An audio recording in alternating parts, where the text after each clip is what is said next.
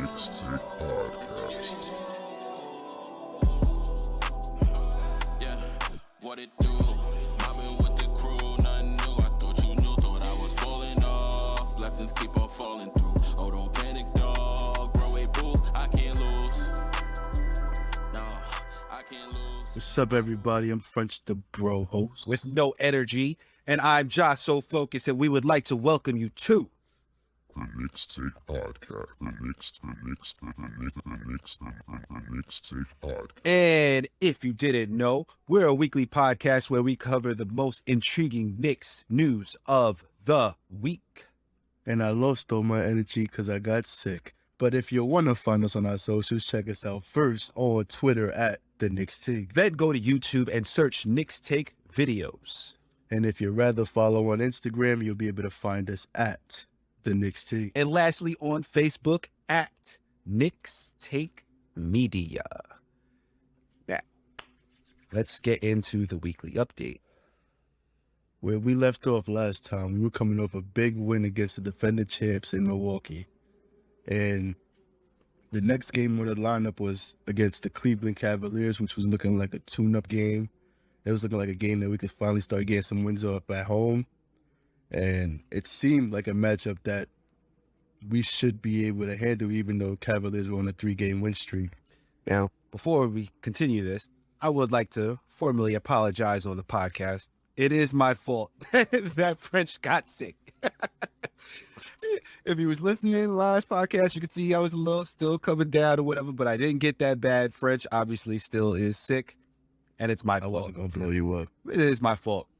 RJ Barrett, before this game, said, "I think that's just what I was born to be.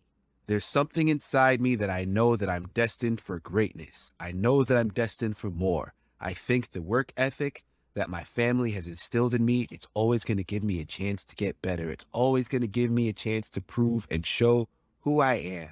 I'm very competitive, so I think all those things together, somehow, some way, I just know that I'm going to make it." So if you remember the last podcast when I did by myself, RJ was having himself a strong, strong week. Leading into this game, leading into this quote. You know what I'm starting to recognize? Anytime RJ says something about how he's going to be better, he normally struggles immediately after. Immediately after. Remember in the playoffs against the Hawks? He was like, "We gonna win." Reacting to, he said, "We gonna win." They got clapped. And he played crazy. We understand quotes. RJ, stay away from them quotes, bro. I understand that he's having a breakout season, but anytime he starts saying shit like that, you got to be worried. Start going bad. So boom, immediately off of that, the key players when we think about this game, looking back, to me, I felt like were Evan Mobley, because he had 26 points, 11 for 15 from the field, 9 rebounds, 5 assists. Ricky Rubio off the bench scoring a game-high 37 points and 10 assists, going 8 for 9 from three-point range. D Rose coming off the, no. D Rose got to start this game because Kemba was resting. This was the first game of a back-to-back. Yep. So D Rose got to start, got 17 points and 5 assists. And the bench squad had a solid performance. Our IQ started to find his rhythm. He went 2 for 5 from 3. Obi scored 11 points without missing. Quentin Grimes got some real minutes for the first time in his young career. 12 big minutes. Yep. That was Ricky Rubio was lighting us up. And so speaking of Ricky Rubio, right? Yep.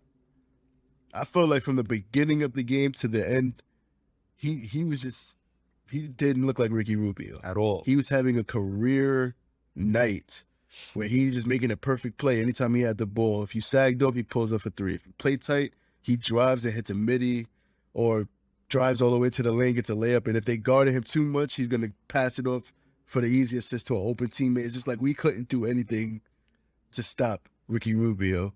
And when it wasn't Ricky Rubio, it was Evan Mobley killing you from the mid-range, from the 3. And anytime of the few misses that he had, Jared Allen would come, grab the rebound, and get an easy putback. And I'm saying that they look like a modern-day Twin Towers, in my opinion, so far. And Cleveland just looked like a legit threat. for the future. Maybe not for today, but for the future. Ricky Rubio looked like he summoned his inner Steph Curry in this game. Like, and you didn't even mention the one guy, which I remember coming into the season, we was talking about trading Obi Toppin for who? Colin Sexton. Yeah. And he started this game, and Ricky Rubio came off the bench, and Ricky Rubio lit us up, and then I guess Sexton got hurt, and then that was like the worst thing that could possibly happen for us, because that meant Ricky Rubio had to start the second half, and it was just crazy. Like we probably win this game if Colin Sexton gets more minutes, but because Ricky Rubio had to fill in for him and just couldn't miss, it was like, all right, Ricky Rubio can't keep doing this because this is not him. He does not do this. Yeah. He couldn't miss. I'm thinking He didn't miss till the fourth quarter. Grimes coming.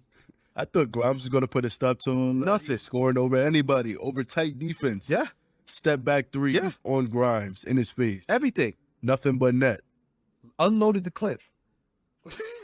I was like, yo, this is Steph Rubio? We're like, what's going on? Yo, this was just it was nasty and did nothing for my feeling that we probably would come out good if we traded Obi for Colin Sexton. But moving on. Let's move off of this nasty loss into Knicks versus Philly part deuce. Knicks beat Philly the first game. Quick lead into this. Philly didn't have Embiid. Didn't have Matisse Thybulle. Didn't have Tobias Harris due to health and safety protocols. Despite that, though, they came into this game on a 6-game winning streak. But it really doesn't mean much. That beat him. Huh? We were the last team that beat him. Right. Came into the game, 6-game winning streak. Last loss was to us. But really doesn't mean much when you don't got those three guys in your lineup, especially Embiid. So something that we had to kind of take into consideration. We should win this game with no Embiid. You know, they ain't got their guys. It's good. They really shorthanded. Julius, after the Cleveland loss, before facing Philly, he says, I take accountability. I have to be better as a leader of the team. Like, I'll be better. I got to talk more, play with more energy, whatever I got to do. I'll look at the tape, whatever I got to do, because at the end of the day, the only thing that matters is winning. Well, he talked himself up, came into the game, seemed like he was on a mission. He finished the game with 31 points, 12 rebounds, 3 assists. RJ followed his lead, playing Robin to Julius Batman, had 15 points, 10 rebounds, 4 assists. Now, you hear these stats, right? You're like, oh, yeah. So they came in, they got all the energy. Yeah, Julius got 31, 12 rebounds. RJ had a double-double also. Obviously, we clapped the Sixers up. Well, this game was like slightly more stressful than that, y'all. And I have to tell you, it was. Like, they got to 19 points. Philly also had 19 points in the first quarter. It's like, yo, you got no Embiid and y'all letting them, like, go point for point with y'all. The Knicks did eventually start pulling away. Sixers went down by as many as 19, right? Which means, all right, you hear that? All right, yeah. You just trying to, like, all right, make it dramatic and shit, right? Like, yeah, the Knicks definitely blew them out. Well, Knicks went up 14. Knicks went up 14 at halftime. And then the Sixers cut that 14-point halftime deficit into a 1-point deficit close to the end of the third. So the Knicks were up 14 and a half. Once it starts getting close to the fourth quarter, the Sixers brought it to within 1. Mm-hmm. Because of who? Well, I guess the starters didn't play with that same intensity. Sixers kept it competitive in the fourth quarter, but the Knicks bench never let them take the lead. Quickly had himself a night as well. Drained 3 of his 4 shots. All of his shots coming from behind the 3-point line. He finished with 10 points. Obi gave Jules a quick breather, but he only played 8 minutes. Jules played a lot of minutes this game. Obviously, he was playing well. Had 31 points, 12 rebounds, 13 assists. I said 13. 12 rebounds, 3 assists. What was you about to say, French? I say he was carrying a load. Yes, 100%. That was like he had to score all the points for us down the stretch. 100%. So the Sixers brought it back to within one with the bench out there. Tibbs brought the starters back in, and Julius then took over the scoring load. He scored 4 of the Knicks' last 6 field goals. 2 of those field goals were back-breaking 3-pointers from Julius, who finished 5 of 10 from beyond the arc, 50% from the 3-point line. Now, despite the fact that Julius had himself a game, as you could see, frustrating trend by this Knicks team. Seems like halftime comes and then the Knicks come out, starters come out with little to no energy, not enough energy to maintain a lead or to extend a lead or to cut into the opposing team's lead. Seems like at halftime, this Knicks team doesn't know who they want to be when you throw the starters out there. And this is a trend that we're going to continue to see moving forward. Yeah, I started to get worried, I'm not going to lie, after this game. Because even though we won, I'm pretty sure we had a completely healthy team on this day. Because Nerlens was playing, right? Oh, no, Mitch didn't play this game. Right.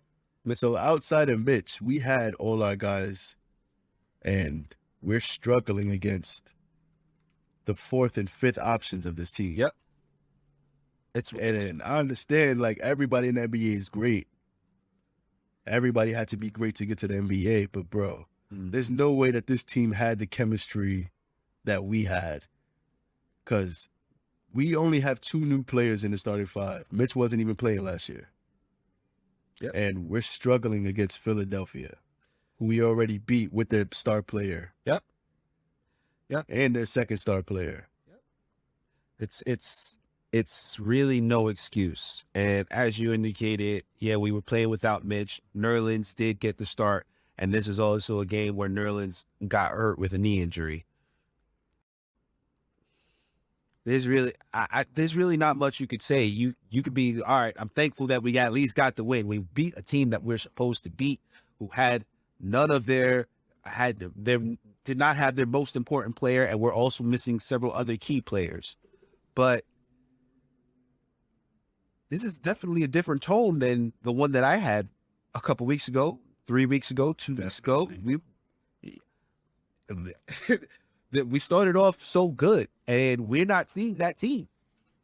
But yeah, this is a completely different team from preseason, but for sure. Let's continue on. Well, what game was after this, French? This was the second matchup with Milwaukee. This time we're at home, coming off of a nice win. Not a nice win, but a win. A win's a win. You're going to take it. So now we going back home.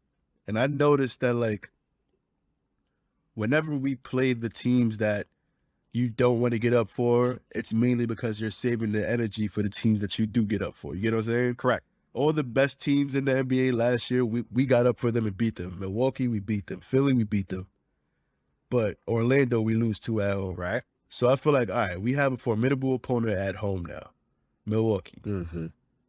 We just beat them by double digits last game after being down, 15?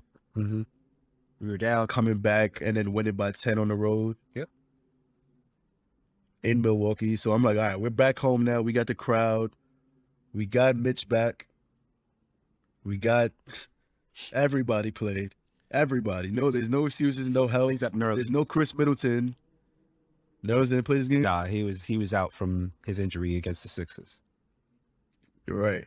Nerlens still has to come back. Nope. But there's no excuse. Like, you beat this team at home before. You look like the clearly better team. And then you come back home. They have no Chris Middleton. And we seem to have a game plan already for Giannis to keep him under wraps. Seemingly. But yet, Pat Connaughton comes in here and scores a 23 points with 3 late 3-pointers that ended up sealing the game. Drew Holiday having a little small duel with D Rose after D Rose is bugging on him at home, which got us the win. And knowing that Drew Holiday's a old NBA defender, people say he's the best defender in the NBA. I knew he was going to come into this game with energy, come motivated to play. But even still, like, he had to do it with D Rose, and he ended up with 18 points and 6 assists, 4 for 6 from 3. And every starter on Milwaukee scored at least 15 points outside of George Hill. But on the other end, the Knicks starters just looked bad. Like, they looked bad. The only player in the starting five of the Knicks to score over double digits was Julius Randle, if I'm not mistaken. Yes. 16 points for Jules, which is comparing it to last season, that's nothing. That's a borderline bad game, especially when you don't rebound the ball, which he only had 5. And every other starter did not play well. RJ did not play well. Fournier, Kemba did not play well. But the entire bench squad came into the game and just changed the entire dynamic of the game, I felt like. Because D Rose ended the game with 22 points. Obi had 14 points. Burks and Taj contributed. I think Burks had 14. Taj didn't score, but he had Giannis, it seemed like, locked up the best out of anybody on the team. And IQ had his season high 18 points. And like I'm saying, like, the starters just looked stagnant. And the bench was able to come into the third quarter when the score was 70-46. And almost immediately, Derrick Rose checks in and hits a 3. And Drew Holiday comes right back, hits a 3 to match D Rose. And then the game started to have that competitive nature to it again. You remember that? Mm-hmm. And there just seemed to be more life on the court. IQ and Obi come in, immediately start firing up the crowd with their chemistry, playmaking, with Obi's athleticism, running down the court, getting dunks, easy points in transition. End of the third quarter, Derrick Rose gets a steal, speeds down court and lays it in before the shot clock goes off to end the quarter. It was a fun game after these guys came back in. Yeah. They seemed to be on all together. They knew how to play together. They knew what they was doing on defense. Everything was just on a tightrope. On offense, they moved the ball until somebody got the extra shot off, just like we was doing in the preseason. That's what I'm accustomed to. That's what I'm accustomed to seeing from the starters in the preseason and to start the season. Right. But they're not doing that no more, right? I'm seeing that with the bench unit though. And Burks is hitting big shots. D Rose looks unconscious from 3. IQ is looking like IQ again. And remember, I said the score was 70. What I say was 70-46, right? The bench unit starts the fourth quarter and they continue from the third quarter and bring the lead back down to 1. And Tibbs decides to just leave the starters on the bench because they're not bringing no life. The energy is coming from the bench unit right now. And that's what every Knicks fan on Twitter has been begging for weeks. Let the bench play. Let the young guys play. Let them play like they give a shit. And we brought it back to 1. And then that's when Pat Connaughton just goes off and starts hitting threes. Grayson Allen in the corner threes. It looked like the bench started to get a little tired. They got worn out from playing so many minutes straight, and Milwaukee ended up taking this on the road in the Garden. And it's another home loss, another bad home loss. Kemba went 1 for 7 from the field. RJ went 3 for 8. Fournier went 1 for 5. Like I keep saying, this is not the team that we saw in the preseason. Every starter had a negative 20 plus minus outside of Mitch. RJ had almost a negative 28. No, he did have a negative 28. Almost a 30. Like, bro, the other team is outscoring your team by damn near 30 points when you won the court. That's bad. Embarrassing is what it is. And you're at home, that's bad. That's bad. But that game was just nasty. Like, we could go into the next game for all I care right now. I do not want to think about that game one more second. Well, what makes you think I want to get into the next game? All right. Next game, Knicks versus Charlotte, which was last night, right? As a brief lead-in, Kemba back in Charlotte for the first time as a New York Knick. Obviously, he's been back in Charlotte since leaving there. That was the team that he started his career with for many years, made his all-star team, all that stuff. He went back there when he was with Boston. This is his first time as a Knick. Kemba Walker, after the last... First time with a crowd. Yes. Kemba Walker, it's really on me, he says. I think I can help my teammates be better at the start of games. I think I can use my voice a little more. I don't think I'm energetic enough, and that needs to be my role. I need to get my guys going. I will definitely take some onus on that aspect. I got to do it. Now, you guys notice this episode, I'm taking quotes from our players and just trying to figure out what is going on in their heads. Started off with RJ talking about what he's destined to be. And since he said that quote, he's played like ass except for the one time he had a double-double behind Julius Randle in the Sixers game. But even in that game, he only scored 15 points. Julius Randle said it's on him. Came out, scored very well. But the team as a whole, I wouldn't say played well against Philly after he said his quote. After the last game, we didn't even get into it. But after the Milwaukee game, Tibbs was asked about the starters. And he said, he was asked about if they need more time to gel. He said, well, after 10 games, you say you need 20 games. After 20 games, you need 30 games. After 30 games, you need 40 games. Next thing you know, the season's done. Season's done. So that's a bunch of bullshit. Direct quote. So it's a bunch of bullshit. You got 10 games. You guys played well to start. Now you guys are giving us all these quotes and all this about what you need to do better, what you need to do. Just do it. Nobody wants to hear these quotes. I'm saying them. I'm saying them because they sound nice. It's stuff that we want to hear as fans. But we don't just want to hear them. Yes, Kemba, it is on you. Yes, Julius, you are supposed to be the leader of this team, and you have to figure out how we're going to play better. And Fournier, we started really well, shooting the ball well, sharing the ball, etc. Now it's not as good. So are we playing not as well because we're missing shots, or are we missing shots because we aren't sharing the ball? It's always that question that you've got to ask yourself. In my opinion, it's because we aren't getting good shots and we aren't working the defense well enough. That is probably the most accurate quote out of everything, because they did start really well. They were shooting the ball well. They were sharing the ball. And all of that stuff is not as good. And the defense is not consistent. We're going to get into all of that. We're going to get into all of that after the game. But this quote, I feel like, is the most apt one.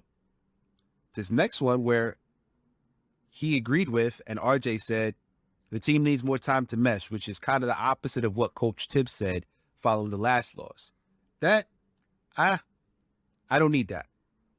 But speaking of the last loss, the Knicks, coming into this game, lost 4 of the last 6. Lost 4 of the last 6 games. Charlotte, on the other hand, they won their first game in the month of November. We're already damn near halfway into November. Then the Charlotte Hornets finally win a game in November against the Sacramento Kings coming into this game. That this is the team that we're playing against. Now, my homeboy was asking me about, okay, yeah, we should probably win this game. And I was like, yeah. I was listening to this last podcast, and I could see this being a game that we could be excited about, but I could also see this being a game where the Knicks have to worry, because the Charlotte Hornets like to run. And what if the Knicks been extremely weak at this season? It's been getting back on transition D. The Charlotte Hornets like to run even after made baskets. So, which they give up. They give up a lot of easy baskets. They give up a lot of good back. They're not a great defensive team. Worst defensive team in the NBA right now. But if you're the worst defensive team in transition, which the Knicks are, if not the worst, one of the worst, if your defense ain't there, you got something to be worried about. So. Yeah, this is worrisome a little bit. I'm not gonna.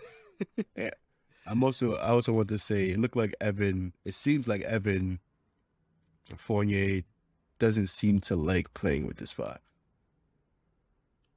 Yeah, let's get into that later. Body language, Julius's body language. They don't look like they enjoy playing together anymore. Nah, I don't know if I agree with that.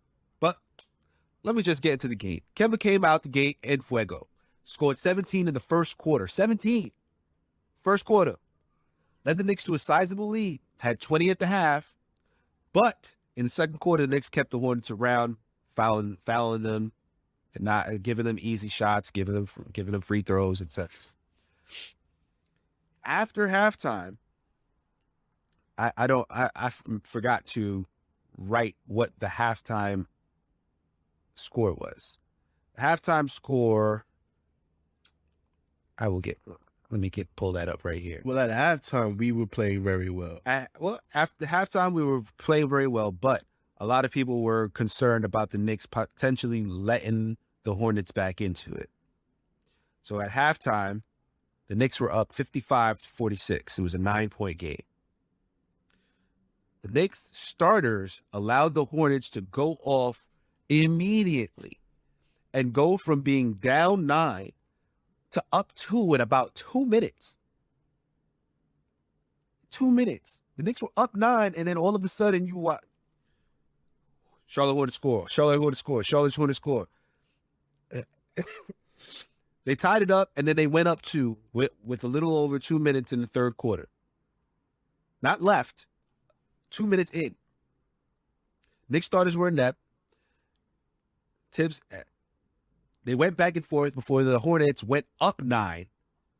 And then Tibbs decided, all right, I got enough. I had enough. Let's bring the bench in with 3 left in the third. By then, the Hornets already had their little rhythm. Going into the fourth, the Knicks bench brought the Knicks back into the game.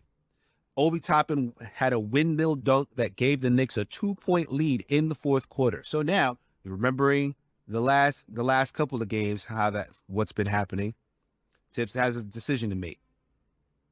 Do I run with the bench, risk them gassing out, and losing the game like we just did the other day?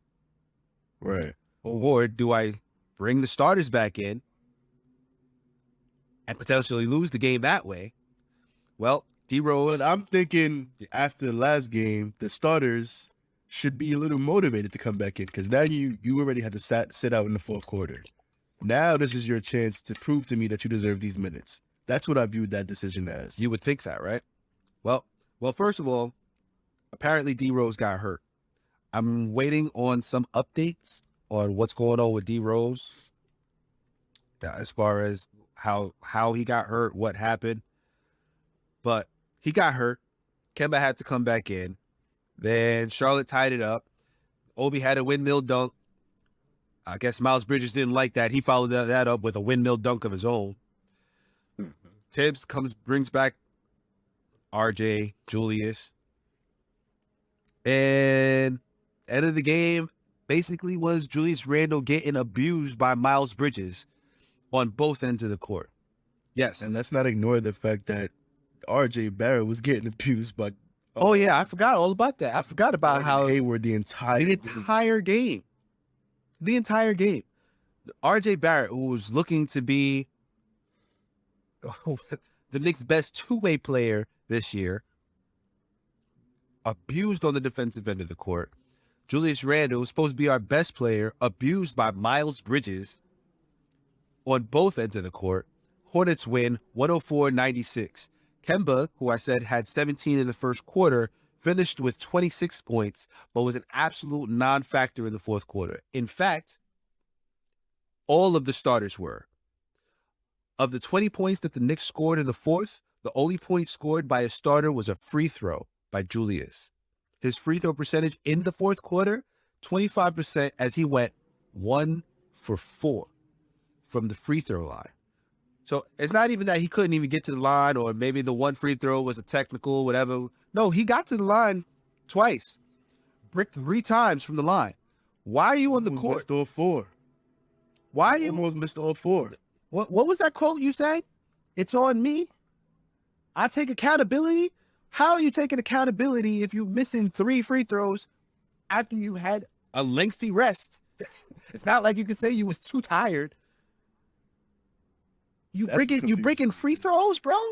You only scored 1 point in the fourth quarter? Tibbs is talking about how much great conditioning these guys are in. It don't look like it. And then they just come on the court and just look tired. I don't understand it, bro. The only dude who I can give a pass to, and it's like, do I even, at this point, can I still give you a pass? Is Mitch. Because Mitch couldn't do his cardio while he was rehabbing with his foot. And so you bulked up, you did what you had to do. You had a great game against Embiid. You had a great game against Boston. Or you had a great game against Embiid defensively anyway, but you don't still look like you still trying to figure out your rhythm. You're still looking like you still trying to figure out your shape. With that said, we're getting into 15 games. You got to start figuring it out, Mitch. But you're the only one I can really give a pass to. I'm expecting you to get your rebounds back up. Your rebounds have gone down. Pass for leaving the game with an injury and coming back. Because he did it again. I'm not going to. Just going to leave it alone. All right? I thought about you immediately when I saw that. He coming back in after scaring us again. I'm going to leave it alone. But we already said we're going to. Yeah. The rest of y'all, no excuse. Evan, Kemba, RJ, Julius, I have no idea what the hell y'all are doing. You can't be gassed. You can't be. We're worse than last year's team, it looks like. But we weren't saying that after the first week and a half. I was talking about championships. You forgot? The name of the episode that you said it on was the C word because of what you said. Like, I don't know what's going on. It looked like they had the chemistry down pat. It looked like they was playing together all summer. It looked like they didn't need to gel. It looked like they were ready to go to start the season, and that's what I was expecting to see every night. Now I don't know what to expect when I turn the game on. It's like it's almost as bad as the Knicks teams in the 17 win seasons when we would always make a comeback and still lose the game. That's what it's starting to feel like now. Playing down to our competition, it seems like we're still trying to overcome that. Yeah, so let's get into these thoughts. Let's get into how we feel about these Knicks. Because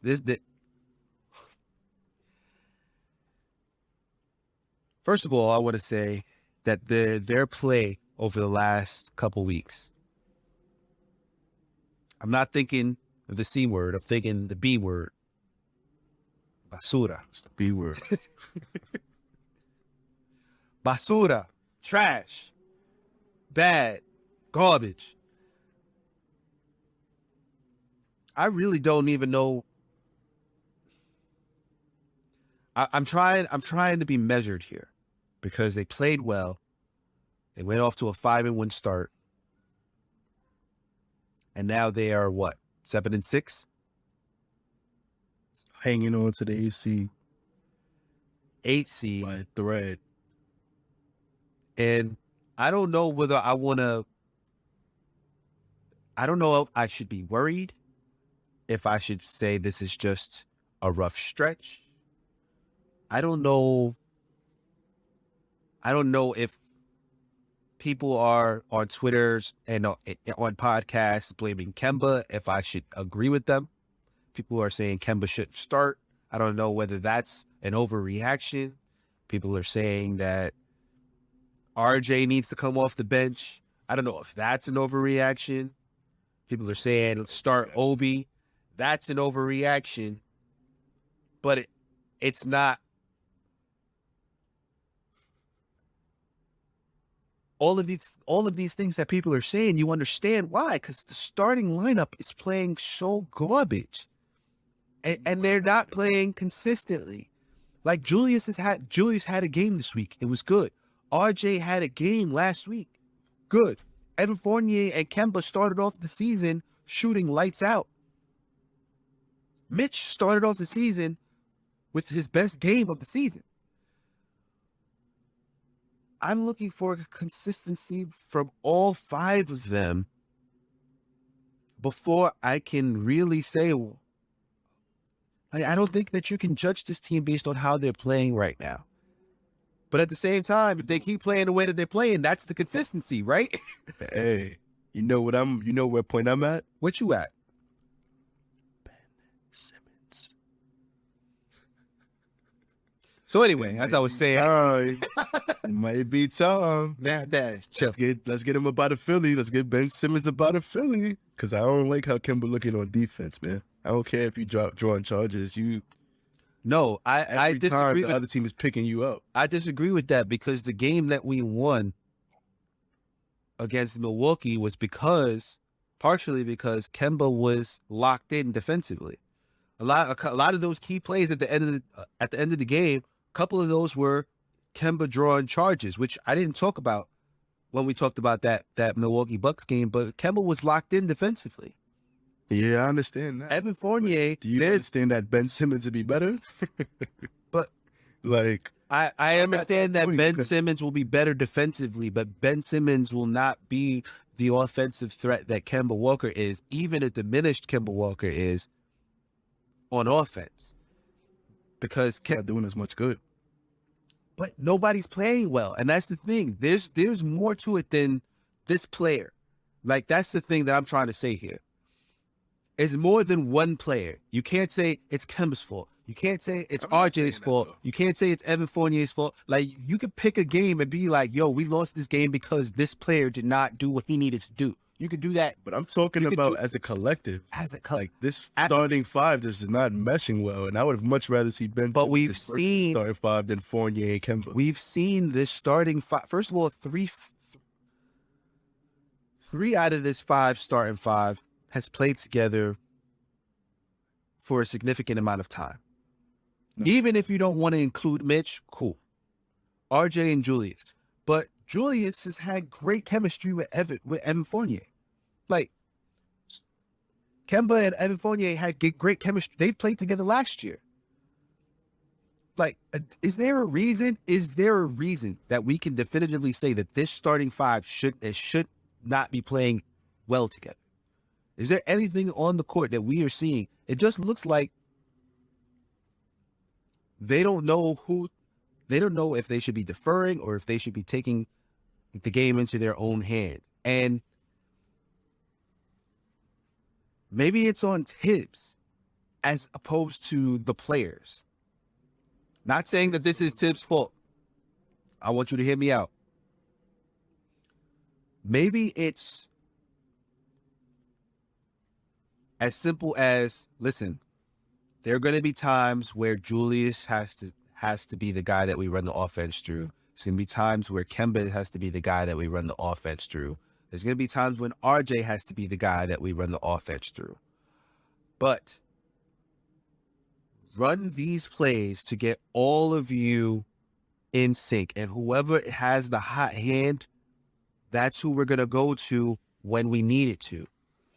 It just seems like there's too much of guys trying to figure it out as opposed to letting their teamwork do what it does. A lot of times we start off the game playing well, and then it's the third quarter. It's like, yo, why don't you do in the third quarter what you were doing in the first quarter? Just start over. ISO Julius. Huh? It's too much ISO for Julius, and Yeah. didn't get in their rhythm. Right. On the defensive end, it seems like they're gonna keep switching up until they got Fournier or Kemba on them, and then they scoring easily each time. It seems like they go into the third quarter, and then whatever happened in the first quarter, that's what they're gonna do again. Even though whoever was hot in the first quarter might be cold now. They need to just go back into whoever run the offense until you find whoever has the hot hit, Or until you find the best shot available. and That's what they were doing in the beginning. and play defense. And lock in on The defensive That's- end should not be. It seems a lot like the defensive end is affected by what happens on the offensive end, and that's not how this team should play because that's not how they played last year. The defense should be locked in 100%, and That's why I feel like we can't put that on Tibbs, because Tibbs believes in defense before everything. but the Knicks That's not what he wants. But the Knicks win games. The Knicks win games when their offense is on point. And this last stretch of games, their offense hasn't been on point. So I'm not saying that the losses are on Tibbs. It's just the way that they look offensively on the court. Maybe he needs to, or maybe he needs an offensive coordinator or something, but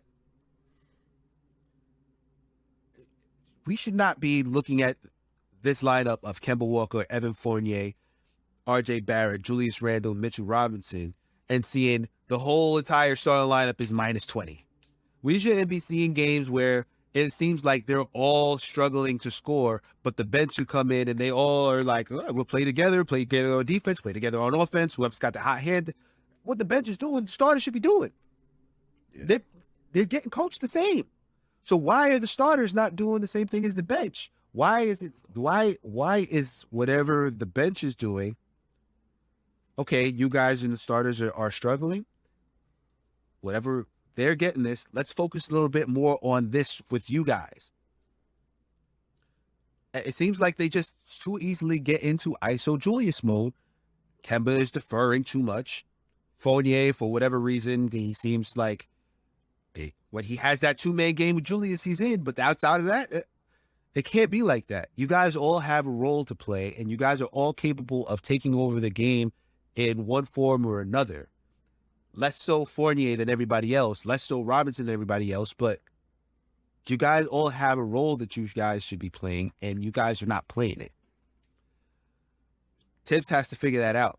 I don't think the inclusion of Ben Simmons is going to fix anything, because all it is going to do is you're going to have another guy who can't shoot next to Robinson, which is going to be a problem. Robinson has to be the only dude on the court who can't shoot because he has to occupy the paint.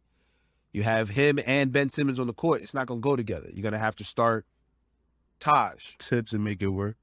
I don't think so, because he's not making this work. You got 4 shooters and Mitch. That should work. Damn. Everybody can handle the ball. That should work. Everybody can pass. That should work. These dudes need to get shots up in order to get into a rhythm. Ben Simmons don't need that. He going to find his rhythm in the game. He's going, like, what I'm telling you is Ben Simmons is easier to fit into this offense and defense than people are trying to give credit. Like, I feel like that's an easy acclimation on the defensive end. I hear what you're saying, but I feel like all of these guys, like Julius, just needs to see the ball go into the basket. It doesn't matter how. It could be 3. It could be. Julius needs to play. It could be in the paint. Energy. It could be step back. Whatever. RJ usually figures it out. I don't know how to speak for RJ. RJ, I'm used to seeing RJ be bricks in the first half. In the second half, he gets to the basket and he shoots the 3, lights out, whatever. He figures it out mentally. It's all in his head. It's not about him seeing the ball go in the basket. It's about making his adjustments. We're not seeing that from RJ. Kemba is not a guy who scores in the paint. It's just about the 3-point line. So it's not that like these guys all play the same. They don't. They don't all play the same. It's not all they need the ball in their hand and they need to dribble the ball. Nah, they all have different games. Their games should mesh. Even though they all are mostly scorers than defenders, you guys, there's an offensive system that should get you guys all to play well offensively. And all of you are not doing what you need to do for whatever reason. So there was this tweet, I guess. I saw it. French, you sent it to me. What is this tweet that we saw that's going around? It was from StatMuse, and apparently the Knicks starting 5 lineup with Kemba, Fournier, Barrett, Randle, and Robinson have played the most minutes together this season, and they are a negative 78 plus minus in those minutes. Yikes. The worst by any 5-man lineup in NBA history. Well, no. I'm sorry. The worst 5-man lineup in the NBA and the worst defensive rating in NBA history. Mm-hmm. That's saying a lot. Is saying a lot. Do I think it means anything? I'm going to say this.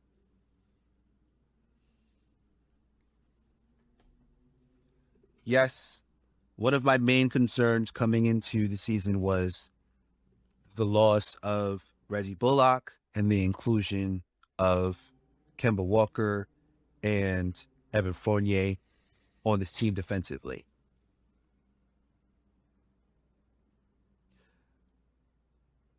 I don't think Evan Fournier is necessarily a bad defender.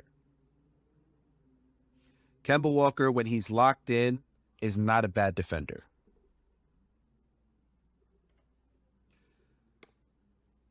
A lot of the Knicks' defensive woes in the starting lineup, it seems to be communication And in transition, specifically. Yes, and consistency. Communication and consistency, specifically in transition, but also outside of it, transition defensively. When they're locked in defensively, which isn't often. but when they are, you see the defense that this team had last year, even without Reggie Bullock, because I've made it known Elfrid Payton is not a good defender in my eyes. He's not. He's bigger though. He is bigger, but many times we've seen him sleeping on defense last year, asleep for no reason. On ball, yeah, okay, he was all right, but a lot of times they just played action away from him, and he'd get lost, and they'd have an easy basket. I don't see that big of a drop off between Elfrid and Kemba. I don't. They're targeting Kemba. They are targeting Kemba because he's small. He was never doing that before. But Kemba Walker also is drawing charges and forcing turnovers on the other team a lot more than. It's not equal. It is not equal. About. It's not equal, but where Kemba is weak, Elfrid was strong. Where Elfrid was weak, Kemba is strong. And I think more so that it's going to have to be about communication. Evan Fournier, there's a clip on Twitter. Maybe I'll put it in the notes for y'all to look up. Evan Fournier had a great defensive possession in preseason. It might have even been in the first game of the regular season. I don't even remember with the team. But there's a clip where Evan Fournier guarded like the whole other team, pretty much. Running around, zipping back and forth. Knicks were communicating. Knicks were talking. Everybody seemed to know what they were on a string. The defense was on a string. It led to a missed shot. I don't think I've seen Evan Fournier play like that for half of the games this season. Completely agree.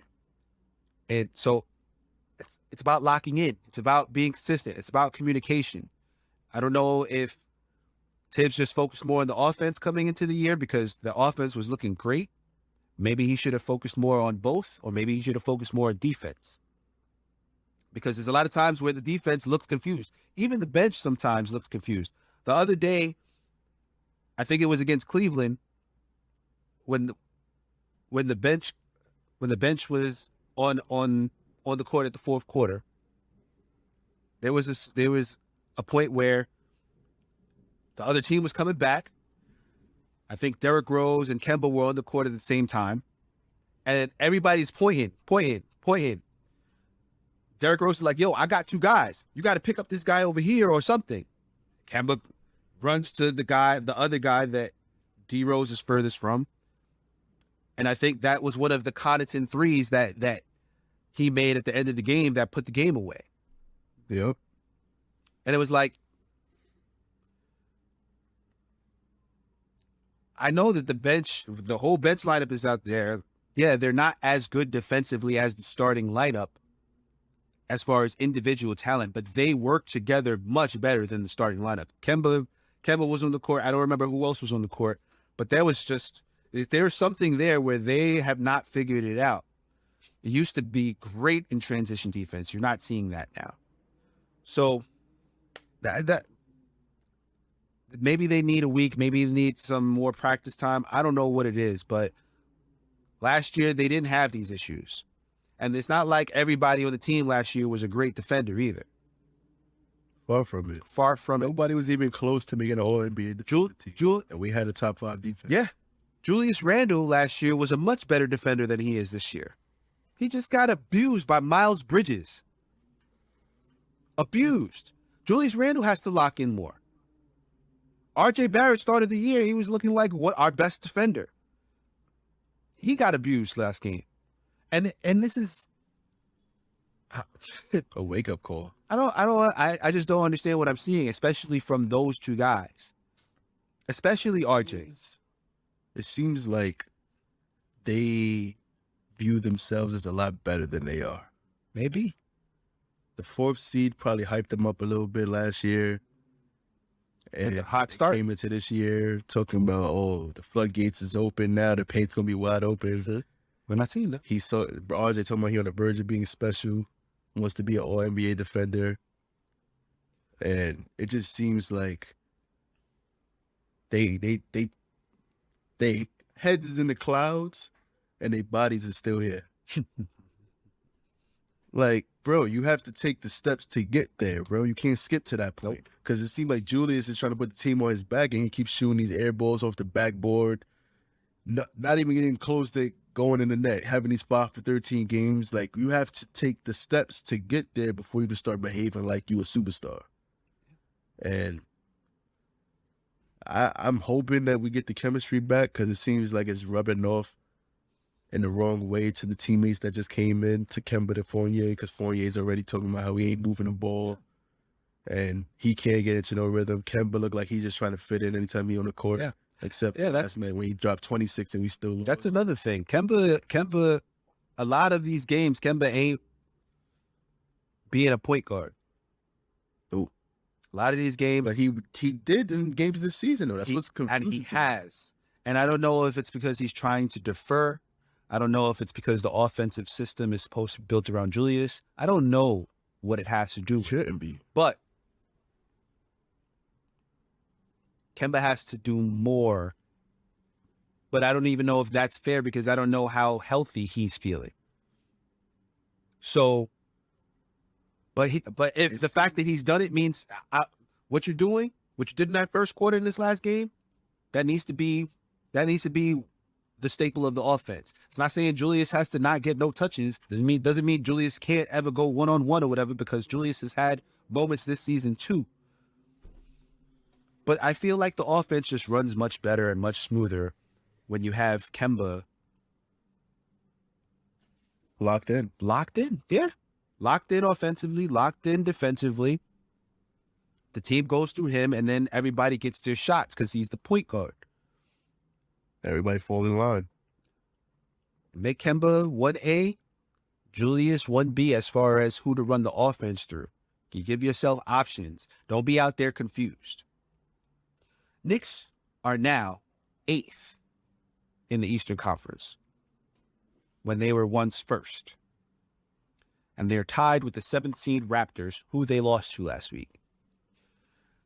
A couple weeks ago, I said Brooklyn was on the outside of the playoff picture with a 500 record. They were 3-3. They're now 2nd in the East behind the Washington Wizards, which who the hell would have figured that, with a 9-4 record. Did not see that coming. And it's looking like we have the Indiana Pacers next. Yeah. Any predictions? I got Indiana by 10. At least, because I just don't see Mitch being able to stop Mitch. I mean, Mitch being able to stop Mitch. I don't see Mitch being able to stop Turner if he gets going.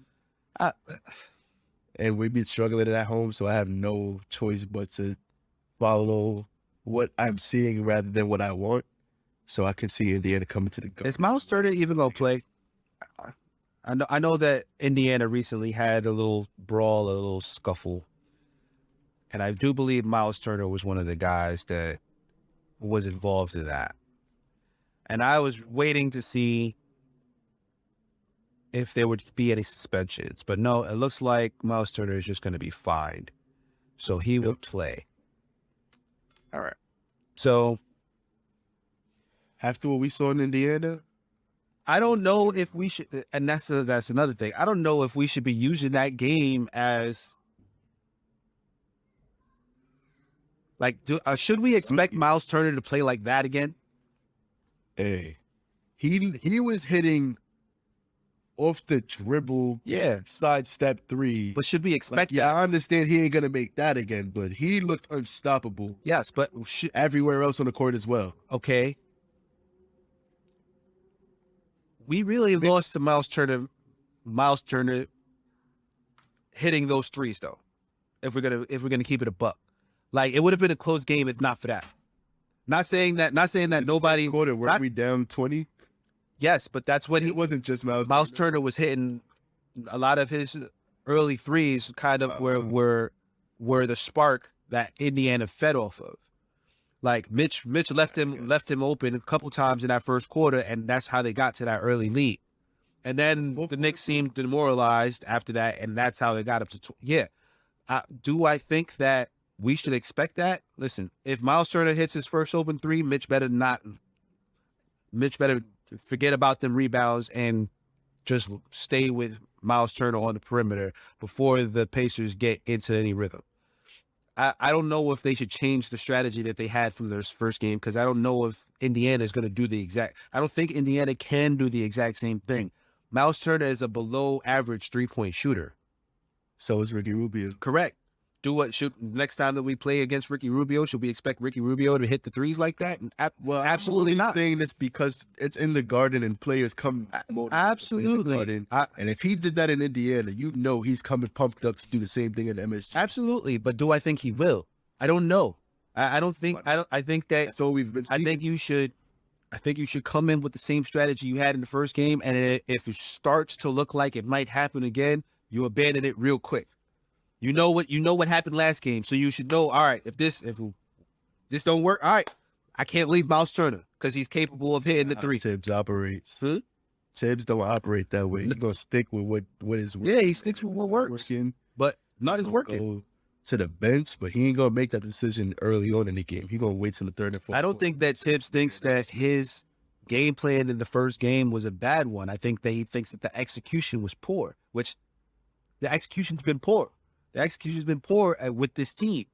If the team executes, do they lose these games? That's the question that Tibbs is asking himself. If the execution is not poor, do they lose these games? So who you got? I got the Knicks winning. How much? More than 5. Okay. And I think that they're going to look at this last loss. They're going to look at the first loss against Indiana. They're going to be motivated to stop this bad record at home. There's a lot of things going into this game. This entire stretch, the Knicks are playing at home, and they're not gonna want to keep being the team that is better on the road than at home. They want to stop this skid of losses, this streak of losses that they've had. They've already lost to the Pacers, bad. Yep. They have to come into they should come into this game motivated. And everybody is pointing the finger at the starters. So the starters have to play well and continue to play well. This third quarter thing is starting to be a thing. This fourth quarter thing is starting to be a thing. As much as I'm inclined to believe that the Knicks starters are just worrisome, I can't believe that how we started this season is going to continue in this game. So I got the Knicks by 5. 2 days later, Knicks versus Orlando Magic in the Garden. I've got the Knicks winning by 10 plus. I got the Knicks by 20. I feel like you're not concerned. Well, the Orlando Magic can't beat us twice in a row. They don't have the talent. They have talent on the team. They don't have the talent to beat us twice. And until I see a team beat us twice, I'm not going to ever predict that we're going to lose twice. I feel like a loss to this team wakes us up more than anything else. So they're going to be coming to Orlando, or they're going to be coming to the Garden to get that stench off them from last game against the Pacers. I think that the Magic is one of those teams that is just so young. Like, they're not losing games because they're not talented. which I think is what you just accused them of not being talented. They are talented. They're just young. That's the thing for them. They got 3 wins so far in the season. I want to look and see who those wins are against, but the Magic is they're just a young team. If I had to guess, they got all their wins because somebody got hot. They got hot. I mean, Cole Anthony got hot against us. He got hot again. Yeah, but that was just for another game. That's what it takes for them to win. We beat ourselves. We don't have strategy. We beat ourselves. It wasn't because Cole Anthony got hot, because Cole Anthony wasn't the only player on that team that played well against us. He did, but it wasn't just because of him. We lost because we didn't play well, and Cole Anthony played well. So they beat us 30-16. They beat the Minnesota Timberwolves, who I don't believe is a bad team, and they beat the Utah Jazz. Cole Anthony had 33 points against the Utah Jazz that game. Carter Jr. had 15 rebounds and 6 assists against the Utah Jazz. So the other win that they had against the T-Wolves, Cole Anthony had 31 points. So it seems like whenever Cole Anthony is like gets hot, yeah, it's getting hot. You know, that might be something to look out for. But I mean, and we have no choice but to assume he's going to be fired up to play at the Garden again. Yeah, he's from New York. Yeah, he wanted to be a Knick. We didn't draft him, and he dropped 30 points and 16 rebounds with 8 assists last time he came to the Garden. So I'm only going to expect for him to show up like that again, but we're going to be more prepared for it, and we're going to win by 20 at least. Okay. Who's stopping him? Who, Cole? Yeah. I think we're going to get some Grimes minutes after we get a embarrassing home loss to Indiana. I think we're going to see Quentin Grimes. Okay. But to the next game in MSG, when we face the Houston Rockets on the 20th of November,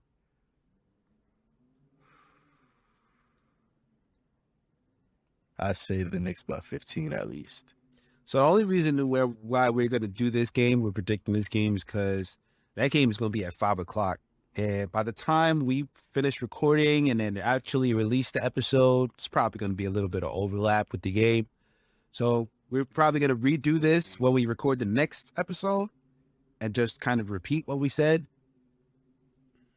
Or a post-game quick stream. We might do that. If I'm correct, I got my laptop now. Yeah, we could do that too. We could do that. We'll see. We'll try and figure that out.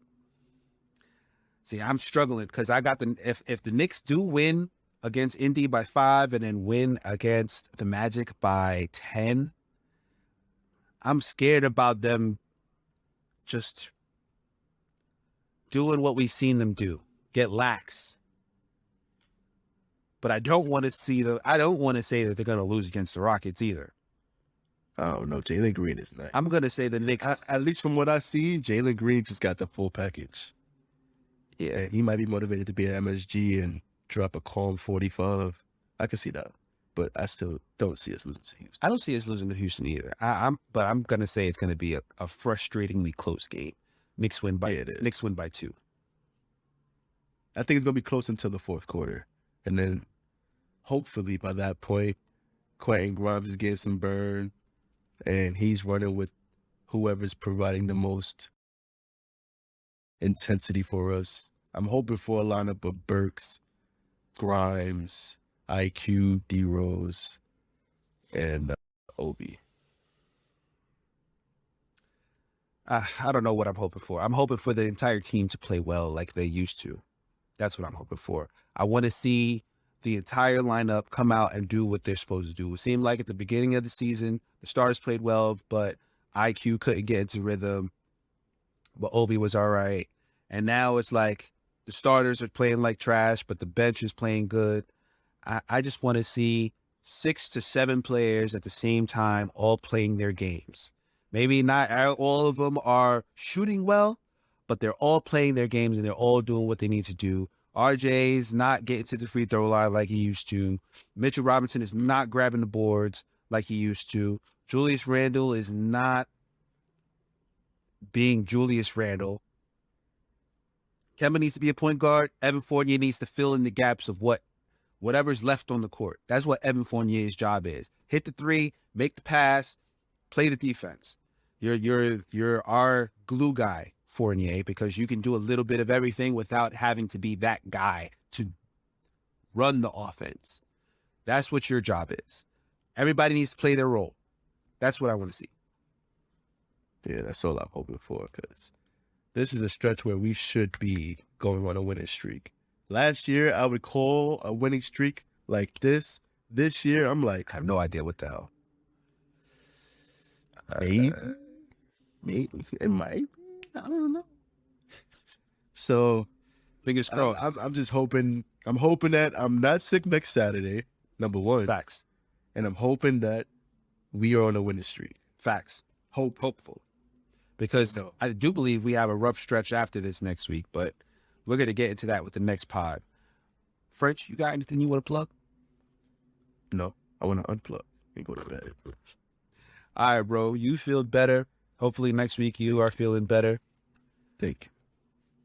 As far as listeners, once again, thank you guys for coming on every week and listening to us, getting our numbers up. Make sure you tell your fellow Knicks fans about us. The Knicks Take podcast. Tell the Knicks haters. Yeah, tell the Knicks haters too. We appreciate y'all. We love y'all. Hopefully we can do some streaming. Thank you for listening. Peace. Peace. That intro music was Broadway Boo by Gotti B, formerly known as Bugatti Blade. You can find us on Twitter at The Knicks Take. You can also find us on Instagram, Facebook, and YouTube. Thank you for listening.